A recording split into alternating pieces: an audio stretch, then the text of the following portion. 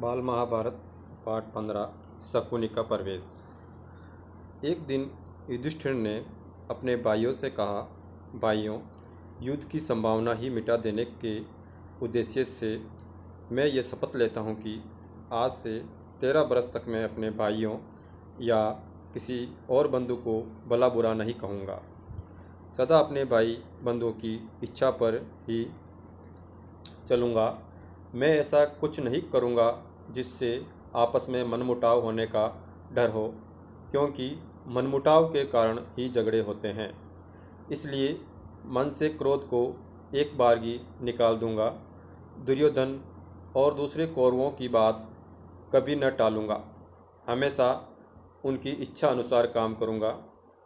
युधिष्ठिर की बातें उनके भाइयों को भी ठीक लगी। वे भी उसी निश्चय पर पहुँचे कि झगड़े फसाद का हमें कारण नहीं बनना चाहिए। उधर युधिष्ठिर चिंतित हो रहे थे कि कहीं कोई लड़ाई झगड़ा न हो जाए, और इधर राजसूय यज्ञ का ठाट बाट तथा पांडवों की यश समृद्धि का स्मरण ही दुर्योधन के मन को खाए जा रहा था। वह ईर्ष्या की जलन से बेचैन हो रहा था। दुर्योधन ने यह भी कहा था कि कितने ही देशों के राजा पांडवों के परम मित्र बने हैं। इस सब के स्मरण मात्र से उसका दुख और भी असहनीय हो उठा। पांडवों के सौभाग्य की याद करके उसकी जलन बढ़ने लगती थी। अपने महल के कोने में इसी भांति चिंतित और उदास भाव से वह एक रोज खड़ा हुआ था कि उसे यह भी पता न लगा कि उसकी बगल में उसका मामा शकुनी आ खड़ा हुआ है। बेटा, यूँ चिंतित और उदास क्यों खड़े हो? कौन सा दुख तुमको सता रहा है? शकुनी ने पूछा। दुर्योधन लंबी सांस लेते हुए बोला, मामा, चारों भाइयों समेत युधिष्ठिर ठाट बाट से राज कर रहा है। ये सब इन आंखों से देखने पर भी मैं कैसे शोक न करूं? मेरा तो अब जीना ही व्यर्थ मालूम होता है। शकुनी दुर्योधन को सांत्वना देते हुआ बोला, बेटा दुर्योधन, इस तरह मन छोटा क्यों करते हो? आखिर पांडु तुम्हारे भाई ही तो हैं। उनके सौभाग्य पर तुम्हें जलन नहीं होनी चाहिए। न्यायपूर्वक तो राज्य उनको प्राप्त हुआ है, उसी का तो उपभोग वे कर रहे हैं। पांडवों ने किसी का कुछ बिगाड़ा नहीं है। जिस पर उनका अधिकार था वही उन्हें मिला है। अपनी शक्ति से प्रयत्न करके यदि उन्होंने अपना राज्य तथा सत्ता बढ़ा ली है, तो तुम जी छोटा क्यों करते हो? और फिर पांडवों की शक्ति और सौभाग्य से तुम्हारा क्या बिगड़ता है? तुम्हें कमी किस बात की है? द्रोणाचार्य, अश्वत्थामा तथा कर्ण जैसे महावीर तुम्हारे पक्ष में हैं। यही नहीं, बल्कि मैं, भीष्म, कृपाचार्य, जयद्रथ, सोमदत्त सब तुम्हारे साथ हैं। इन साथियों की सहायता से तुम सारे संसार पर विजय पा सकते हो। फिर दुख क्यों करते हो? ये सुनकर दुर्योधन बोला, जब ऐसी बात है तो मामा जी, हम इंद्रप्रस्थ पर चढ़ाई ही क्यों न करते हैं? शकुनी ने कहा, युद्ध को तो बात ही न करो, ये खतरनाक काम है। तुम पांडवों पर विजय पाना चाहते हो तो युद्ध के बजाय चतुराई से काम लो।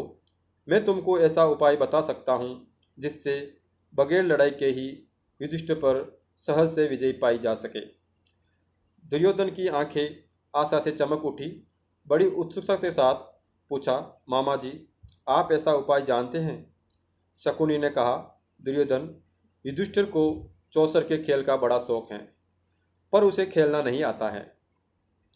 हम उसे खेलने के लिए न्योता दें तो युधिष्ठिर अवश्य मान जाएगा। तुम तो जानते हो कि मैं मंझा हुआ खिलाड़ी हूँ।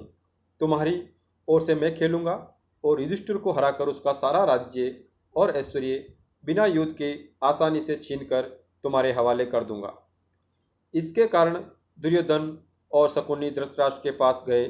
शकुनी ने बात छेड़ी, राजन, देखिए तो आपका बेटा दुर्योधन शोक और चिंता के कारण पीला सा पड़ गया है। अंधे और बूढ़े धृतराष्ट्र को अपने बेटे पर अपार स्नेह था। शकुनी की बातों से वह सचमुच बड़े चिंतित हो गए।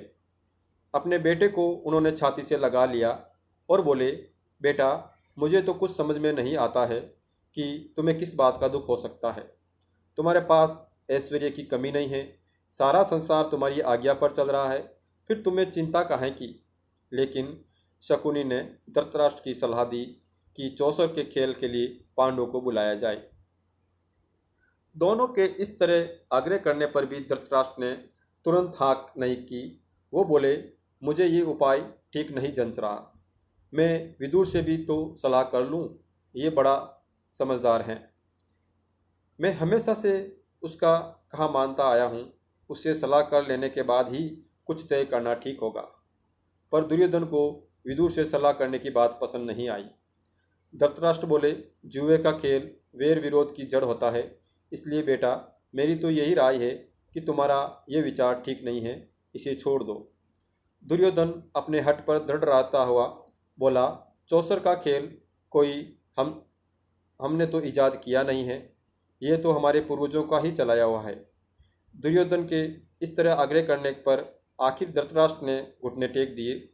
बेटे का आग्रह मानकर धृतराष्ट्र ने चौसर खेलने के लिए अनुमति दे दी और सभा मंडप बनाने की भी आज्ञा दे दी। परंतु विदुर से भी उन्होंने इस बारे में गुपचुप सलाह की। विदुर बोले, राजन, सारे वंश का इससे नाश हो जाएगा। इसके कारण हमारे कुल के लोगों में आपसी मनमुटाव और झगड़े फसाद होंगे। इसकी भारी विपदा हम पर आएगी। धृतराष्ट्र ने कहा, भाई विदुर, मुझे खेल का भय नहीं है, लेकिन हम क्या कर सकते हैं। सो तुम ही युधिष्ठिर के पास जाओ और उसे मेरी तरफ से खेल के लिए न्योता देकर बुला लाओ। अपने बेटे पर उनका असीम स्नेह उनकी कमजोरी थी, यही कारण था कि उन्होंने बेटे की बात मान ली।